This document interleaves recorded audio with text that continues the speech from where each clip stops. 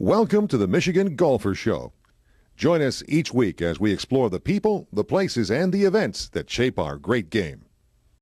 Hi, I'm Jack Berry, and I'm at the Michigan Golf Hall of Fame, and with me is Betty Richart from Ann Arbor, and Betty has been a long-time force in golf, the United States Golf Association of Michigan, just about all of them. Betty, how did you get into all this? Oh, my goodness.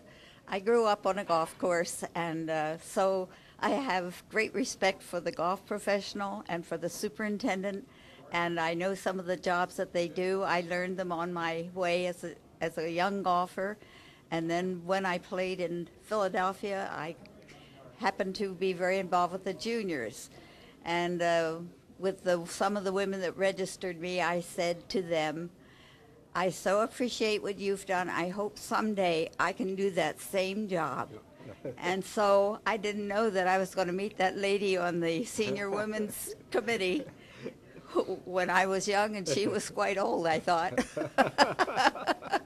But anyway, golf has been a wonderful sport. I was involved as a young kid when the war was on, and played some exhibition matches with very fine golfers, but I as a kid was one of the few girls that played at that time. And so when I made through the ranks, I came to Michigan in about 1962, but I had played a lot of golf, and I met Margaret Lovell, and she was really the great giver to the game. Also a member of the Michigan Golf Hall of Fame. Member of the Hall of Fame, that's right. And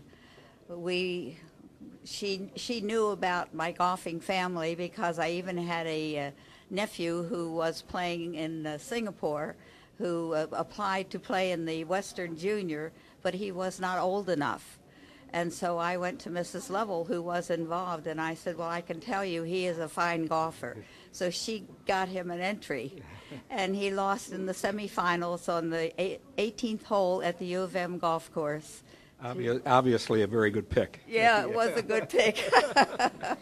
Tell us about some of your work as you were the chairman of the USGA Women's Committee, is that correct? Yes, I was, but I got involved, I'm sure, because of Dorothy Higbee, who was also a member of the Golf Hall of Fame, and Margaret Lovell. I went on the Women's Committee in 1974, and I did a lot of jobs. I officiated at many tournaments. I became proficient at the rules, and that excited me, because I'd played in at least 100 tournaments as a young kid around, but never focused all the I didn't know how much I didn't know. But what a wonderful game. And out of it is what you have at the end of the road is the wonderful people you meet. Right.